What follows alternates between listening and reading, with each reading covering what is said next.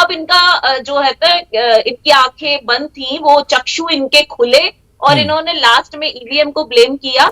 और आज भी मैं ये कहूंगी, हार जीत तो देखिए होती है। नेहा शालिनी दुआ जी, आप क्या मान के चल रही हैं, क्योंकि ये तो अभी ट्रेंड्स है, अभी रिजल्ट तो आए नहीं, आप क्या मान के चल रही हैं कि यही जो ट्रेंड्स है ये नतीजों में बदल जाएंगे, यही रिजल्ट आने वाले हैं? ये ही रिजल्ट है। आप देखिए, जब जनता के बीच में हम उतरे थे, हमने काम किया था, तो आपने जितनी बार पूछा मैंने उतनी बार बोला कि हम 4 राज्यों में जीत रहे हैं। हाँ, पंजाब में टफ है हमारे लिए, और यही आपको सामने दिख भी रहा है, और मुझे लग रहा है यही रिजल्ट भी है। तो हमें झूठ बोलने की आदत नहीं है कि सामने बैठ के झूठ पे झूठ बोलते जाए, दिख भी रहा हो कि हार रहे हैं। अब नेहा शालिनी दुआ जी, अगर आप इसे रिजल्ट बीजेपी के लिए मान रही हैं, तो देखिए 300 से ज्यादा, मतलब 300 प्लस का जो बीजेपी का नारा था वो एक तरह से पूरा नहीं हो रहा है, और इसके अलावा बीजेपी का जो एक नारा था कि बीजेपी 300 से ज्यादा सीटें जीत कर आएगी, और इसके अलावा 2017 में आप देखिए 300 प्लस सीटें आई थी, उससे कम सीटें आ रही हैं, तो नुकसान भी हो रहा है बीजेपी का। नहीं, बिल्कुल नहीं है। अभी आप वेट कीजिए। आपने पूछा, आप इसे ही मान रही हैं, तो इसे मीन्स जीत हमको हमारी निश्चित है, ये मैं मान के चल रही हूँ। मैंने ये नहीं कहा कि हमारी जो जितना अभी दिखा रहे हैं उतने पे ही हम बस रुक जाएंगे, थम जाएंगे, ऐसा नहीं है।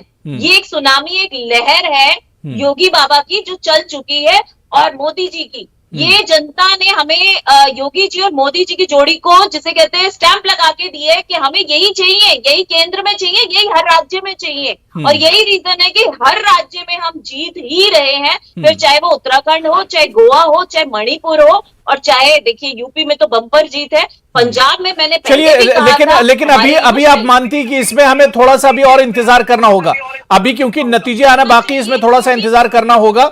अब देखते हैं कि यही ट्रेंड नतीजों में बदलते हैं या इसमें कोई बड़ा उलटफेर होगा, यह भी बहुत अहम है।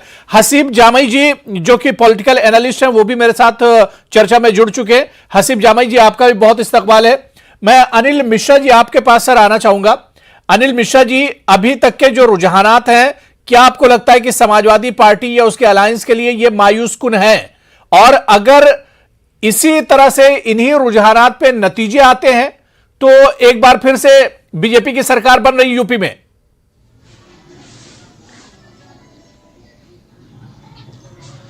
पुरेरा साहब, एक तो बड़ी साफ बात है, समाजवादी पार्टी के कार्यकर्ता और सिपाही वो कभी मायूस नहीं होते। अलग बात है कि रुझान अभी सामने आ रहे हैं, अभी फैसले तो पूरे सामने नहीं आए हैं, और उसके बाद जो है वो अगर कहीं पे हम आंकड़े में पीछे भी दिखाई पड़े तो हौसले में तो हम पीछे नहीं है। ये तो आत्मचिंतन का वक्त इनका होगा।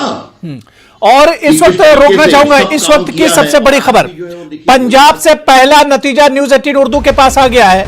पंजाब में पहली सीट कांग्रेस के खाते में गई है। इस वक्त की बड़ी खबर हम आपको बता दें कि पंजाब में कांग्रेस एक सीट जीत चुकी है। 15 सीटों पर अभी भी कांग्रेस बढ़त बनाए हुए है, और पहला नतीजा न्यूज 18 उर्दू के पास इस वक्त आ चुका है।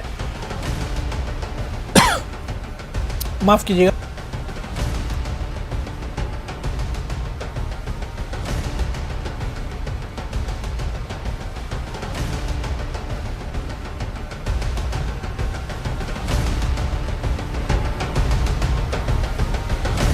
तो पंजाब से हम आपको बता दें कि पहला नतीजा न्यूज 18 उर्दू के पास आ चुका है। 15 सीटों पर अभी भी कांग्रेस बढ़त बनाए हुए, और पहला नतीजा कांग्रेस के हक में पंजाब में गया है। हिलाल नकवी साहब हमारे साथ जुड़े हुए। हिलाल साहब, पंजाब में कांग्रेस की हालत खराब लग रही, लेकिन पहला जो नतीजा आया है वो कांग्रेस के हक में गया है। देखिए, जो इस वक्त रुझान दिखा रहे हैं उसके हिसाब से बेशक वहां पर आम आदमी पार्टी जो है उसने बहुत बड़ी बढ़त बना ली है जी। थोड़ा सा आधा घंटा 15 मिनट अगर और इंतजार कर लेंगे तो शायद इसके जो है वो पुख्ता हो जाएंगे कि नतीजे जो है वो किस तरह से आ रहे हैं। हालांकि हम इस बात को भी मानते हैं कि इस वक्त जो बीच का गैप हो गया है कांग्रेस पार्टी और आम आदमी पार्टी के बीच में, वो खासा बड़ा हो गया है, और आधे घंटे 45 मिनट में इतना बड़ा गैप हम भर पाएंगे नहीं भर पाएंगे, ये अपने आप में देखने वाली चीज होगी। लेकिन बिल्कुल वहां के ऊपर जो हमारा परफॉर्मेंस है वो ठीक नहीं रहा है, हमारा परफॉर्मेंस गड़बड़ रहा है। इसमें कोई शक नहीं कि 4.5 साल जिस तरह से हमारी सरकार चली थी उसको जो है वहां की जो